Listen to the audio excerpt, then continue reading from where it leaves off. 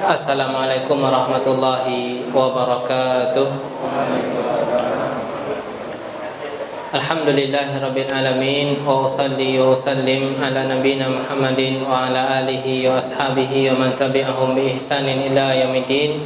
Amma ba'du, yang kami hormati DKM Musalla Al-Mukhlisin, bapak-bapak, ibu-ibu yang dimuliakan oleh Allah Subhanahu wa taala. Atas izin dari Allah Subhanahu wa taala kita bisa kembali bertatap muka untuk melanjutkan kajian kita setelah tarawih, yaitu tentang pembahasan amalan pembuka pintu rezeki.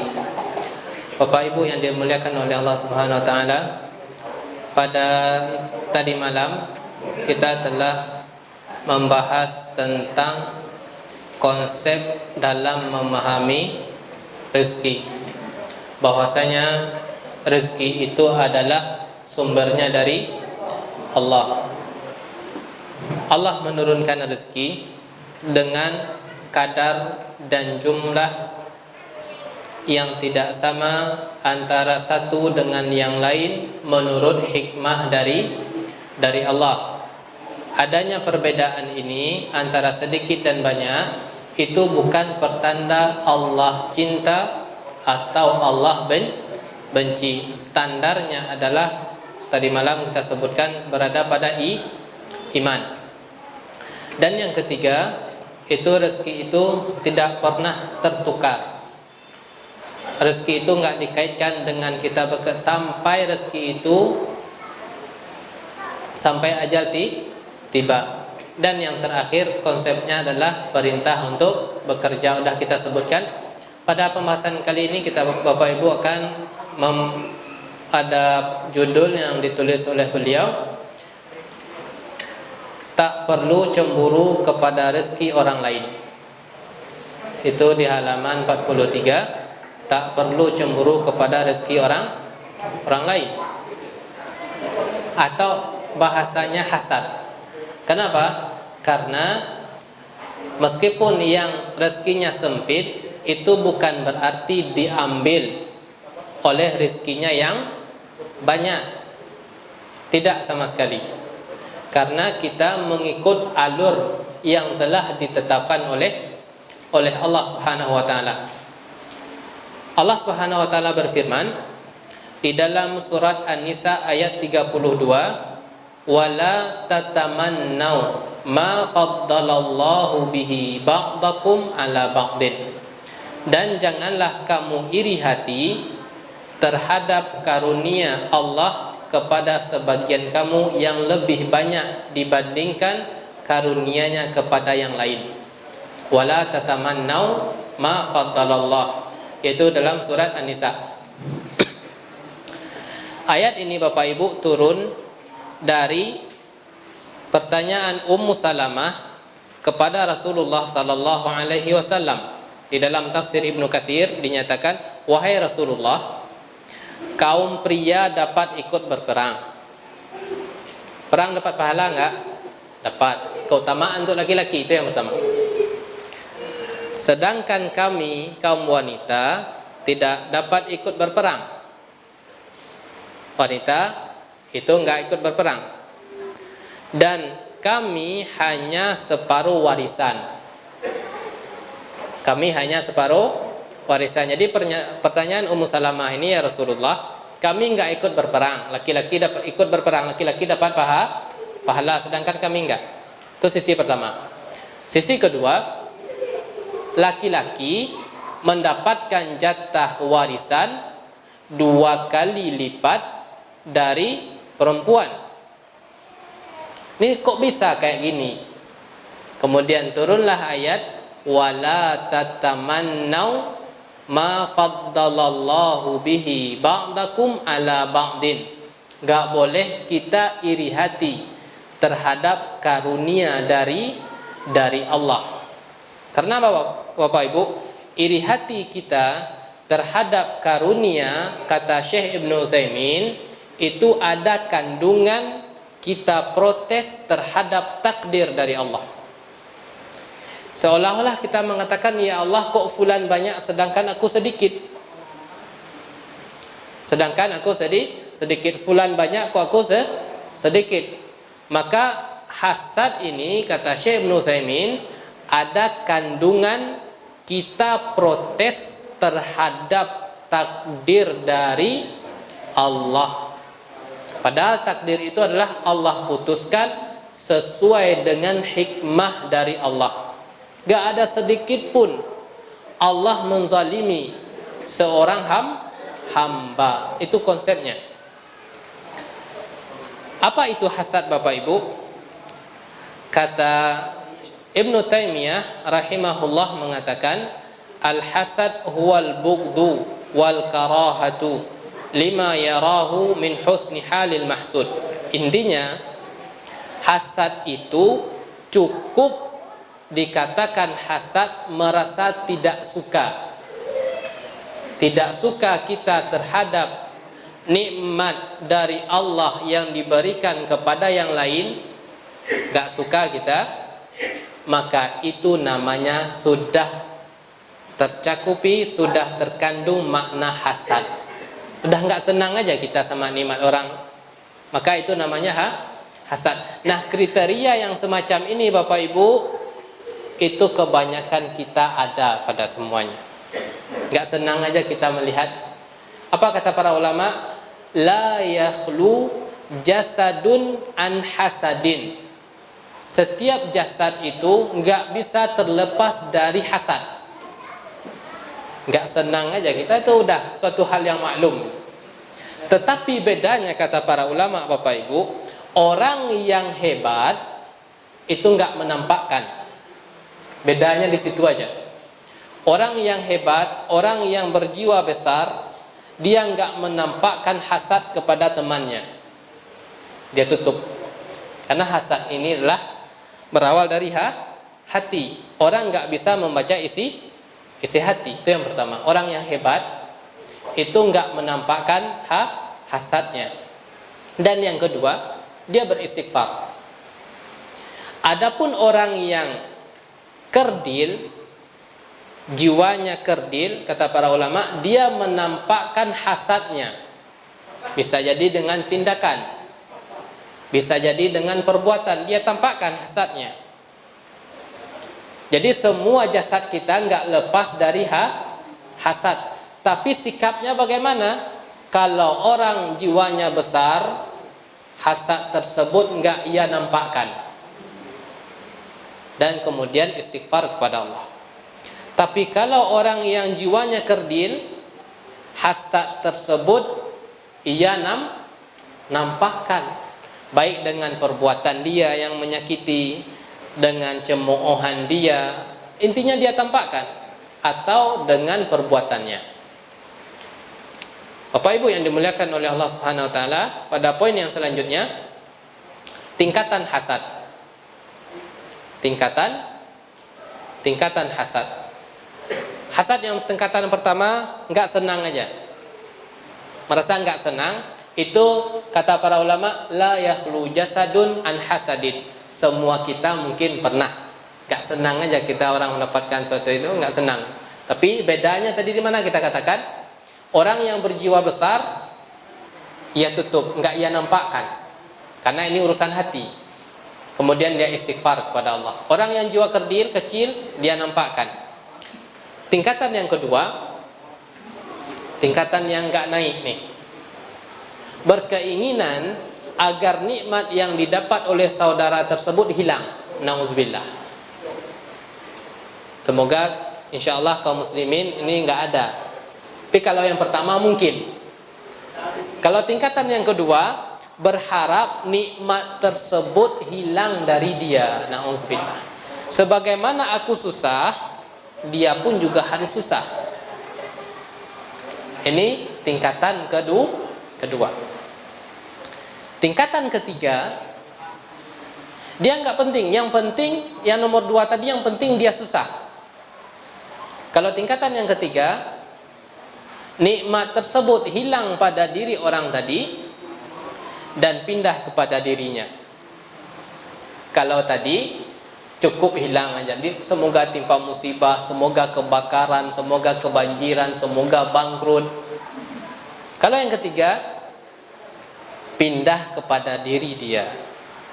Orang mencontohkan, ada seseorang yang menikahi istri yang cantik, itu yang pertama. Kemudian kaya.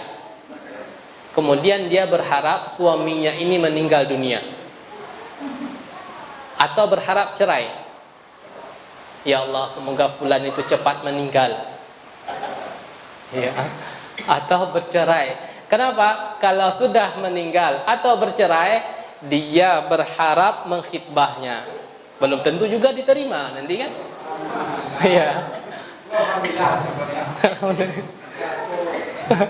Iya. Tadi agar yang istri tadi berpindah ke tangan dia. Dia berharap nikmatnya hilang tapi pindah ke tangan dia. Itu yang ketiga. Yang keempat, tingkatan hasad, dan ini diperbolehkan, menginginkan nikmat yang sama. Orang tersebut tetap dapat nikmat, tetap kita enggak berharap dia hilang nikmat tersebut. Dan kita berharap juga mendapatkan nikmat yang sama. Itu berlaku pada dua hal. Rajulun atahullahu malan fasullita ala halakatihi fil haq. Yang pertama, boleh kita berharap namanya ghibtah bagi orang yang Allah berikan harta, kemudian harta tersebut dialokasikan, digunakan di jalan kebaikan. Ya Allah, semoga saya juga bisa seperti fulan. Boleh. Di dalam riwayat yang lain, Nabi Muhammad SAW mengatakan, ad-dunya li arba'atun. Dunia ini Bapak Ibu isinya 4 kriteria. Yang pertama, orang yang Allah berikan harta dan ilmu sekaligus. Ilmu ada, harta juga ada. Dengan ilmunya ini, harta ini bisa mendekatkan diri kepada Allah. Dia gunakan hartanya di jalan kebaikan. Fahuwa yattaqi fihi rabbah. Dengan harta tersebut dia bertakwa kepada Allah. Ada harta, ada ilmu. Apa lanjutannya? Fahuwa fi asyrafil manazil. Kedudukan orang ini adalah kedudukan yang paling tinggi. Harta dan ilmu. Kedudukannya, dengan ilmu dia, harta tersebut bisa menjadi berkah. Yang kedua, seseorang yang harta belum Allah berikan, akan tetapi Allah menganugerahkan kepadanya ilmu. Harta belum, tapi ilmu ada. Dengan adanya ilmu, dia berdoa, ya Allah, kalau seandainya saya diberikan seperti fulan, saya juga akan melakukan apa yang dilakukan oleh fulan, alias memainkan niat. Maka dia dapat pahala dari sisi niat. Ya Allah, kalau seandainya ada rezeki, juga ikut korbanlah tahun depan. Dapat kita. Ya Allah, kalau seperti fulan bisa naik haji, bisa umrah, bisa silaturahmi, bisa membantu orang yang membutuhkan. Dia di sini apakah dia berharap nikmat tersebut hilang? Tidak. Tetap sama orang yang bersangkutan, akan tetapi dia juga bermohon kepada Allah agar diberikan nikmat yang sama sehingga bisa juga beribadah kepada Allah. Kalaupun seandainya enggak dapat, dia sudah mendapatkan pahala niat. Itu kedudukan orang yang nomor 2. Kedudukan orang yang nomor 3, di sini ada harta, akan tetapi enggak dibekali dengan ilmu. Ini bahayanya Pak Ibu. Harta yang enggak dibekali dengan ilmu, ini berbahaya. Harta tersebut bisa berubah menjadi petaka untuk diri dia. Fahuwa la yattaqi fihi rabbah. Harta tersebut menyebabkan dia semakin jauh dari Allah. Kenapa? Karena harta tersebut nggak dibekali dengan ilmu. Disinilah pentingnya ilmu. Harta semata tanpa ilmu bisa berubah menjadi petaka. Pentingnya ilmu, Bapak Ibu. Tadi sedangkan yang pertama harta dan ilmu, sehingga perpaduan harta dan ilmu kedudukannya yang paling tinggi. Ilmu ada tapi harta enggak ada, dia bisa memainkan niat. Nomor 2. Nomor 3, harta ada tapi ilmu enggak ada. Yang penting uang masuk. Dari mana sumbernya? Dari halal, dari haram, yang penting fulus masuk. Iya, hantam kromo ya Pak. Iya, yang penting aset bertambah. Dari mana sumbernya enggak tahu. Dia bermaksiat kepada Allah. Ini orang yang nomor 3.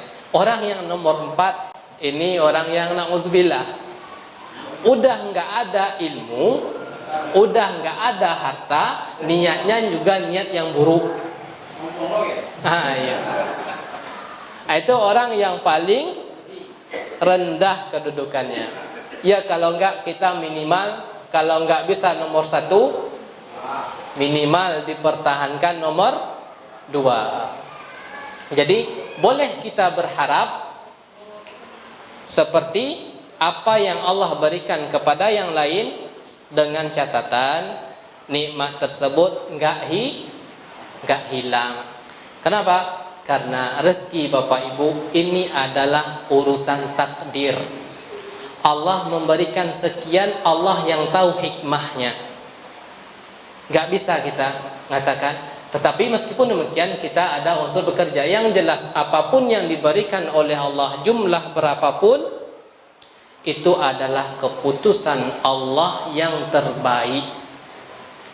Apakah itu banyak maupun sempit. Jadi itu tingkatan hasad tadi ya.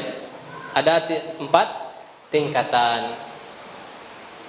Bapak Ibu yang dimuliakan oleh Allah Subhanahu wa taala, kita lanjutkan sedikit saja. Obat untuk menghilangkan hasad. Obat untuk menghilangkan hasad. Ini yang terakhir.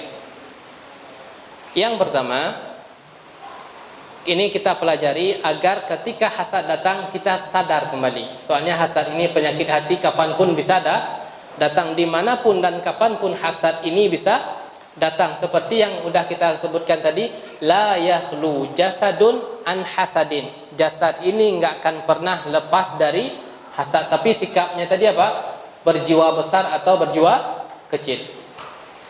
Ini poin yang terakhir, yaitu obat dari hasad. Yang pertama, kata Syekh Ibnu Utsaimin, ketahuilah bahwasanya hasad ini tidak menghalangi karunia dari Allah kepada orang yang kita hasati. Kita hasad sama fulan, apakah gara-gara kita hasad sama fulan karunia Allah tertahan untuk dia? Enggak, karunia tetap jalan. Hasad kita enggak hasad kita, karunia Allah tetap jalan sesuai dengan apa yang telah Allah tulis. Jadi kita sadari, apa sih faedahnya saya hasad? Maksudnya ketika saya datang hasad, kita nggak bisa menyatakan untuk menutup. Tapi ketika hasad datang, kita cepat kembali. Apa sih faedahnya? Berfaedah sama diriku? Kalau kita hasad bertambah rezeki kita? Enggak. Kalau kita hasad berkurang jatah rezeki orang lain? Juga enggak. Semuanya Allah turunkan berdasarkan takdir yang telah Allah tetapkan.